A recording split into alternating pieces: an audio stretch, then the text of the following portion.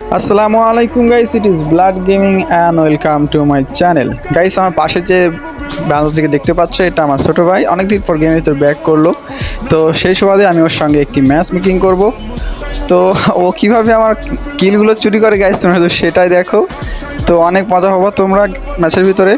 So don't wasting any more time, let's start today's video.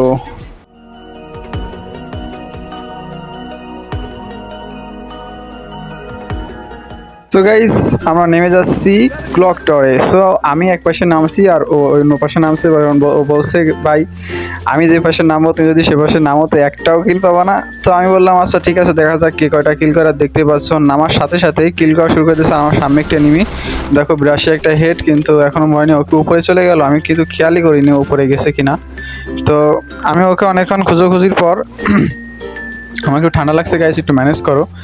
তো আমি ওকে অনেকক্ষণ খোঁজাখুঁজির পর দেখি এই পাশে বান্দাটা দৌড়ে বেড়াচ্ছে। তো আমি একে দেখো ফায়ার দিই, আর পিছন থেকে আমাকে একটা প্লেয়ার মারছিল। তো আমি এখানে যে একটু মানে এ পাশে আসি, সেই দেখো কিলটা চুরি কীভাবে। ও 3টা কিল অলরেডি করে ফেলেছে। তো খুব কিছু করার নাই। তো কিলটা মানে আমি এখান থেকে ব্যাকআপ নেওয়ার কারণে সরে যাই, তো কিলটা নিয়ে নেয়। তো কোনো বিষয় না গাইস। এবার আমরা ভাবছিলাম এখানে আর কোনো প্লেয়ার নেই, তো আমরা এখানে একটু লুট করার চিন্তা ভাবনা করছিলাম। কিন্তু দেখো এখানে একটা স্কোয়াড চলে আসে, মানে আমরা দোতে খেলছিলাম, তো এখানে আর একটা স্কোয়াড চলে আসে, সেখানে 2টো প্লেয়ার ছিল। তো আমি এখান থেকে একটু ব্যাকআপ নিয়ে আসি আর সুপার মিটিট করি। তো ওখানেও বলছিল ভাই আমি ফাইট নিচ্ছি, তুমি আসো উপরে। তো আমি ওর কথা শুনে উপরে যাওয়ার চিন্তা ভাবনা করি। তো আমি ভাবি ও যখন ওই পাশে ফাইট করছে, তো যাওয়া যাক ওর কাছে।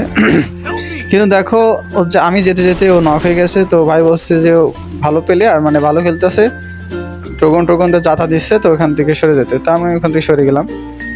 আর ওকে এখন আমরা রিভাইভ দেবো। গাইস একটু ঠান্ডা লাগছে, একটু ম্যানেজ করো। তো আমরা এখন ওকে রিভাইভ দিয়ে দেবো। টোকেন আছে আমাদের কাছে 500 লাগবে মনে হয়, 400। আচ্ছা 400তে রিভাইভ দেওয়ার পরে আমরা আবার গাড়িতে করে বলছে যে ভাই আমরা আবার ওখানে নামবো, রিভেঞ্জ নেওয়ার বিষয় আছে। তো নামার পর দেখি এখানে প্লেয়ারগুলো নেই। তারপর আমরা এখান থেকে একটু লুট টুট করি।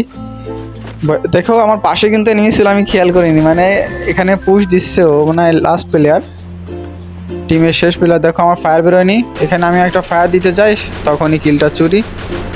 এখানে আমি পুরো কনফার্ম দিয়ে দিই এর লাস্ট প্লেয়ার না, এর সিঙ্গেল প্লেয়ার ছিল না, এর আর একটা টিমমেট আছে, মানে ভাই ব্রাদার আছে, বুঝতে পারছো। তো আমরা যখন জোন ধরছিলাম তখন ও বলছে ভাই আসো আমার কাছে আর্সেনাল কি আছে, তো আমরা আর্সেনালটা লুট করে আসি।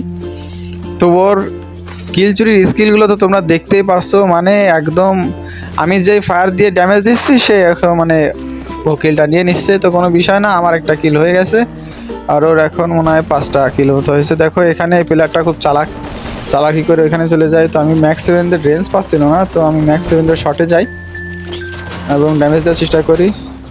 আর ফাইনালি এটা নক, কিন্তু আমাকে আরেকজন মারছে, তো এখানে আমি গুলওয়াল ফেলি। তো এই কিলটা আমি পেয়েছি ভাগ্যক্রমে, মানে ও পিছনে একটা প্লেয়ার ছিল তো আর কি, ওকে ড্যামেজ দেওয়ার কারণে আর এই কিলটাও নিতে পারেনি, না এই কিলও আমার ভাগ্যে ছিল না গাইস। তো দেখো এখানে ও আরেকটাকে নক করে ক্লিয়ার দিয়ে দিয়েছে। তো আমরা আশেপাশে এনিমি আছে কিনা সেটা দেখছি। তো গাইস তোমরা যারা ভিডিওতে নতুন এসেছো তারা অবশ্যই লাইক করো এবং সাবস্ক্রাইব করে আমাদের পাশেই থাকো। আর ভিডিও শেষ পর্যায়ে তো আমরা এখানে উপরে ওঠার চেষ্টা করছিলাম একটা ব্যাকআপ পর্যায়ে যাওয়ার, মানে সুবিধাজনক একটা জায়গায় বসে আমরা ফাইটটা নেব। কিন্তু এখানে দেখো অনেক এনিমি উপর দিকে উঠতেছে, তো আমরা এখানে ড্যামেজ দেওয়ার চেষ্টা করি, কিন্তু পিছন থেকে আমার একটা এনিমি মারে, তাই আমি এখানে গুলাল ফেলি। আর এমন একটা জায়গায় মনে করো গুলালও ঠিকঠাকভাবে বসাতে পারতেছি না। তো দেখো উপর থেকে একটা প্লেয়ার মারছিল, তো ও নক হয়ে গেছে। আমার ওকে বলছে ভাই রিভাইভটা দিয়ে যাও। কিন্তু ভাই এখানে আমার প্রথম ভুলটা এসেছিল, আমি এখানে নিচে নামার জন্য, জানো তো উপর থেকে নামলেই যে এলিমিনেট হয়ে যেতে হয়। সো গাইস এই ছিল আজকের ভিডিও। তো ভালো লাগলে অবশ্যই লাইক করে দেবো, আর দেখা হচ্ছে পরবর্তী ভিডিওতে। সে পর্যন্ত ভালো থেকো, সুস্থ থেকো, আল্লাহ হাফেজ গাইস।